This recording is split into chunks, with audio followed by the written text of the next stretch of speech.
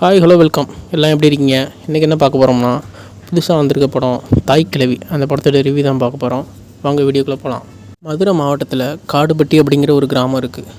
அந்த கிராமத்தில் ஒரு கிழவி ஒருத்தவங்க வசிச்சுட்டு வராங்க. அவங்க பேர் தான் பவுன் தாய். அவங்களோட வேலை என்னென்னா, டெய்லி வட்டி தொழில் விட்டு சம்பாதிக்கிறது. இதுதான் இவங்களோட வேலையே.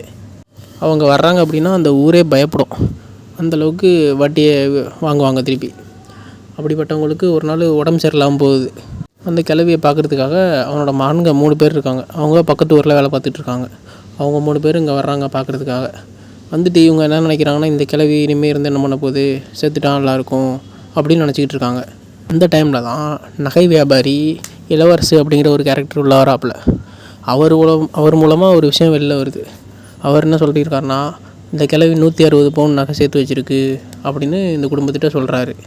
இப்போ அந்த குடும்பம் என்ன நினைக்கும், இந்த நகை எப்படியாவது ஆட்டையை போட்டணும், அந்த கிழவி எப்படி சாகக்கூடாது அப்படின்னு நினைக்கிறாங்க.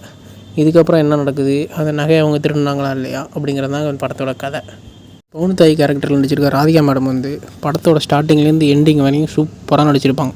ஒரு தெனாவட்டாக ஒரு நக்கலாக வர போல்டான ஒரு கேரக்டர். நம்ம ஊர்லேயே நிறைய பெண்களை நம்ம பார்த்துருப்போம். அதே மாதிரி கேரக்டர் தான் இந்த படத்தில் இவங்களுக்கு இருக்கும். வழக்கமாக இதுக்கு முன்னாடி ஒரு படத்துலலாம் என்ன காட்டியிருப்பாங்கன்னா, எல்லா பெண்களும் குடும்பத்துக்காக உழைக்கிறது, தியாகம் பண்ணுறது, அது மாதிரி கேரக்டர் தான் காட்டியிருப்பாங்க. பட் இந்த படத்தில் அப்படி இல்லாமல் ஒரு வித்தியாசமான ஒரு கேரக்டராக நடந்திருக்கும். இவங்களுக்கு போட்டிருக்க மேக்கப்புமே சூப்பராக செட் ஆகிருக்கும். இது இல்லாமல் இந்த பவுன் தாய் அவங்களுக்கு மகனாக நடித்த அருள்தாஸ், பாலகிருஷ்ண, சிங்கம்புலி இவங்க 3 பேருமே சூப்பராக நடிச்சிருப்பாங்க. மகளாக நடிச்சிருக்க ரேச்சல் அவங்களும் சூப்பராக நடிச்சிருக்காங்க. இந்த படத்தில் காமெடி கேரக்டரில் முனிஷ்காந்த் நடிச்சிருக்காரு. அவரும் நல்லா ஸ்கோர் பண்ணியிருக்காரு. பேரம்பேத்தி கேரக்டரு, இந்த ஊர் மக்கள் எல்லாருமே சூப்பராக செட் ஆகிருப்பாங்க இந்த படத்துக்கு. படத்தில் சிங்கம்புலி ஒரு கமலோட ரசிகராக காட்டியிருப்பாங்க. அதனால் கமலோட பாடல்லாம் நிறைய அந்த படத்தில் யூஸ் பண்ணியிருக்காங்க. எல்லாமே சூப்பராக ஒர்க் அவுட் ஆகிருக்கும்.